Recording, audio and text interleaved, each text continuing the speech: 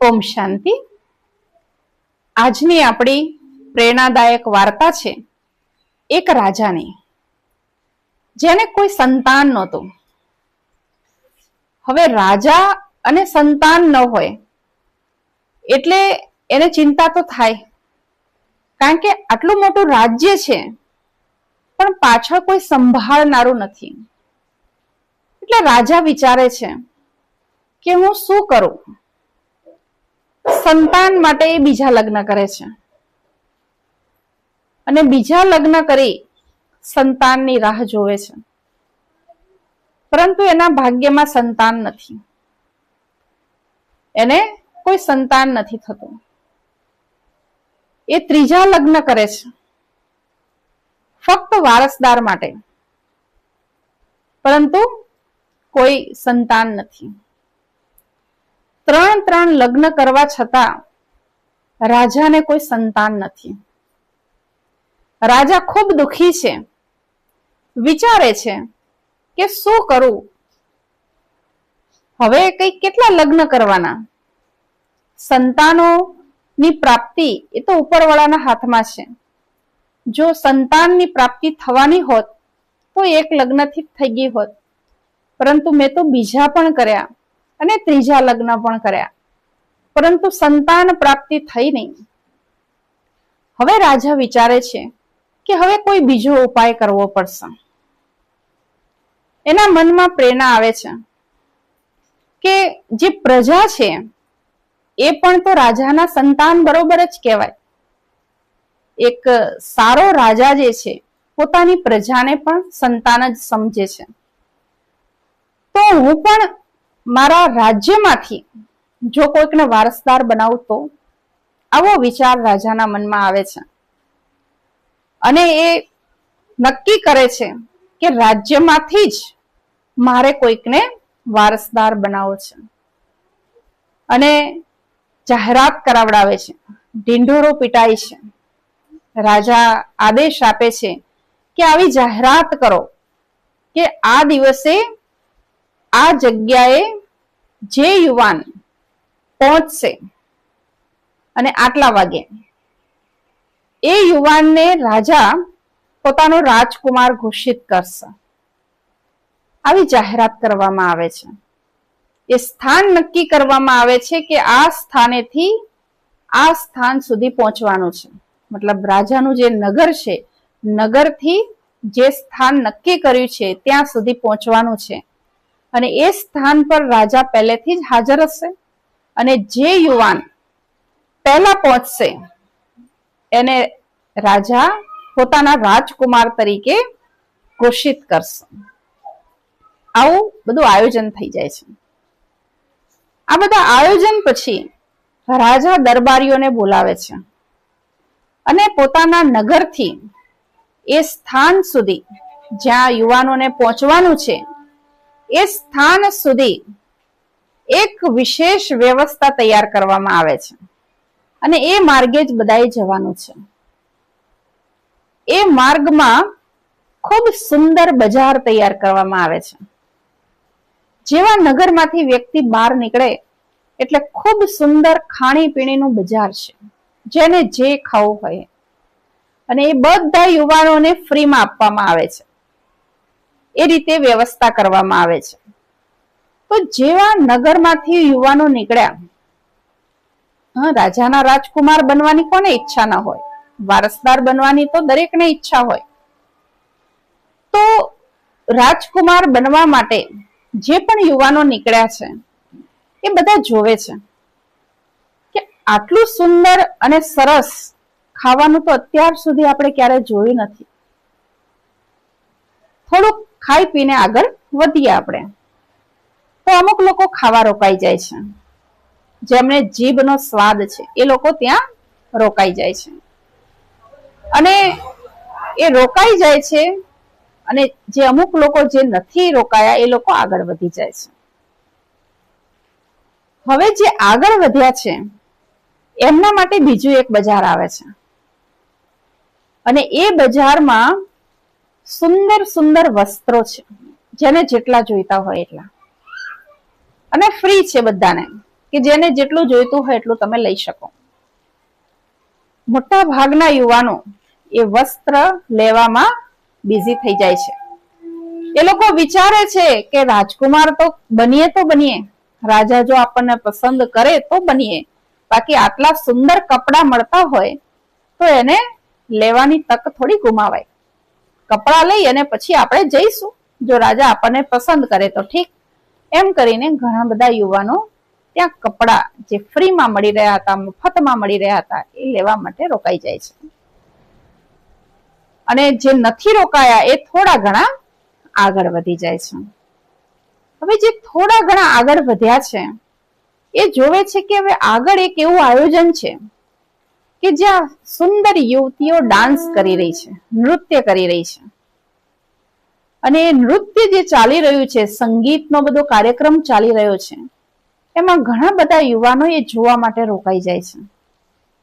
એ વિચારે છે કે આટલું જોઈને જવાથી શું મોડું થવાનું, આટલું જોઈ લઈએ ને જરાક, એમ કરીને એ ત્યાં રોકાઈ જાય છે. હવે એનાથી થોડાક આગળ જે વધી ગયા છે, જેમણે આ 3 પરીક્ષાઓ પાસ કરી છે, કે ખાવા પીવામાં પણ અટક્યા નથી, કે વસ્ત્રો લેવામાં પણ અટક્યા નથી, કે કોઈ નૃત્ય સંગીતમાં પણ અટક્યા નથી, એવા લોકો થોડાક આગળ વધ્યા.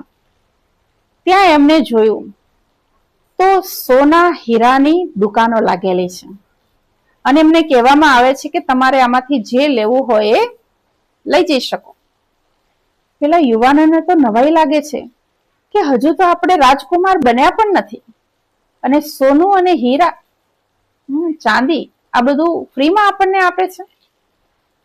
તો ઘણા લોકો ચાંદીમાંથી પસાર થયા, એમને લાગ્યું કે નહીં, સોનું તો લઈ જ લઈએ. જે સોનામાંથી પણ પસાર થઈ ગયા, એમને લાગ્યું નહીં, હીરા તો ના છોડાય, આટલા કિંમતી હીરા મળતા હોય તો રાજકુમાર તો બનીએ ત્યારે બનીએ, પરંતુ અત્યારે જ જો આટલું મળતું હોય તો પહેલું એ લઈ લેવાય, એમ વિચારી અને એ લોકો એ બધું લેવામાં અટકી જાય છે.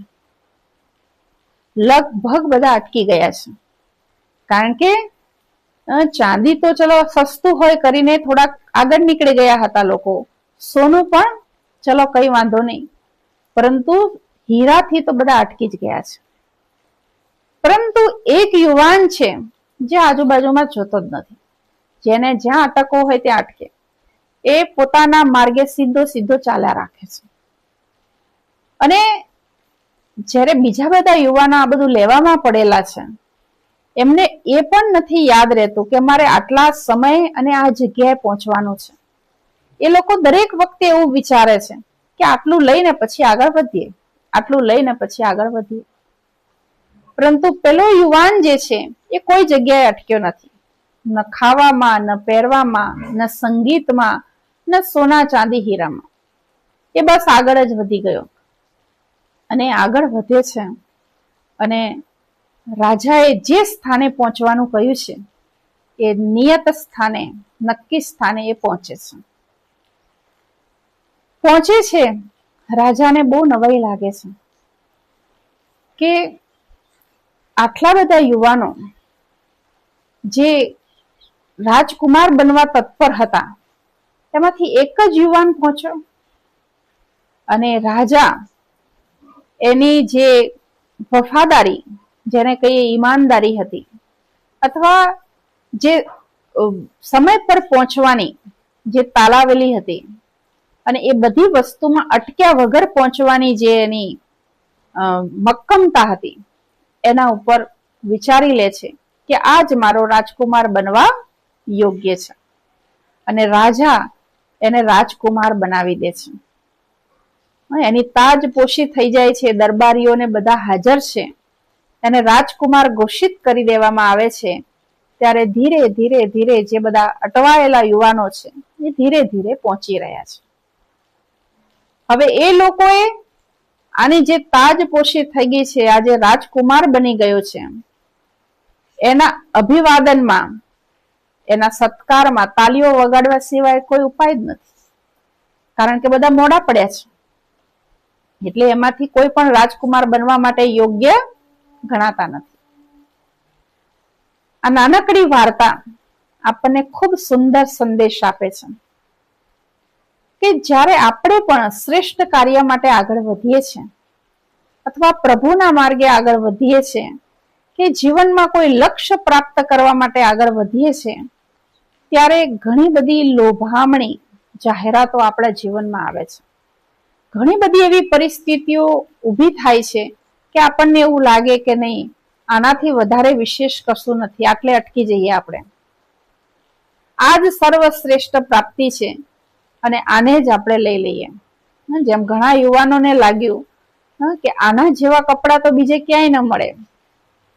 સૌથી પહેલા તો જીભનો સ્વાદ, જીભને જીતી લીધી તો બધું જ જીતી લીધું. પહેલા જ જીભમાં જ ઘણા બધા અટકી ગયા કે આટલું સુંદર ખાવાનું છોડીને રાજકુમાર બનવાની ક્યાં ઉતાવળ છે. રાજકુમાર તો ખાધા પીધા પછી પણ બની શકાય કરીને અટકી ગયા. જે લોકોએ જીભનો સ્વાદ ન જોયો એ લોકો કપડામાં અટકી ગયા.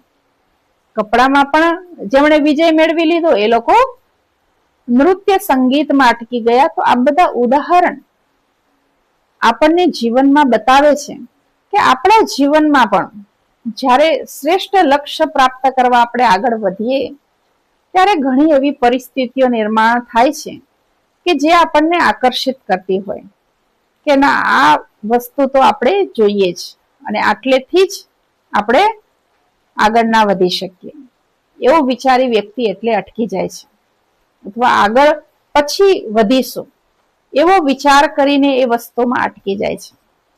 અને અટકી જાય છે એટલે રાજકુમાર બની શકતા નથી. રાજકુમાર બની શકતા નથી મતલબ પરમાત્મા આપણને જે બનાવવા માંગે છે, શ્રેષ્ઠ બનાવવા માંગે છે, એટલા શ્રેષ્ઠ આપણે નથી બની શકતા. થોડું ઘણું લઈને સંતોષ, થોડું ઘણું લઈને આપણે સુખી છીએ એવું માનીએ છીએ. સંતોષ પરમ ધન છે એ બરોબર છે, પરંતુ જ્યાં પ્રાપ્તિ હોય ત્યાં પુરુષાર્થ પણ હોવો જોઈએ. પુરુષાર્થ વગર તો પ્રાપ્તિ ના થાય. જેમ પેલા યુવાને પુરુષાર્થ કર્યો કે આ બધામાં ક્યાંય બુદ્ધિ નથી લગાવી અને મને જે લક્ષ્ય મળ્યું છે એ લક્ષ્યને મારે ધ્યાનમાં રાખવાનું છે કે આટલા સમયે મારે અહીંયા પહોંચવાનું છે, અને એણે જ્યારે એ લક્ષ્ય ધ્યાનમાં રાખ્યું ત્યારે એ સમય પર પહોંચી શક્યો. તો આપણે બધાએ પણ આ વાર્તામાંથી કંઈક શીખવાનું છે, કંઈક પ્રેરણા લેવાની છે કે આપણે પણ જીવનમાં કોઈ લક્ષ્ય રાખ્યું હોય તો એ લક્ષ્ય સુધી પહોંચવા માટે ઘણી બધી વાતો આપણને રોકવા માટે આવશે, પરંતુ ત્યાં આપણે અટકી નથી જવાનું અને આગળ વધવાનું છે.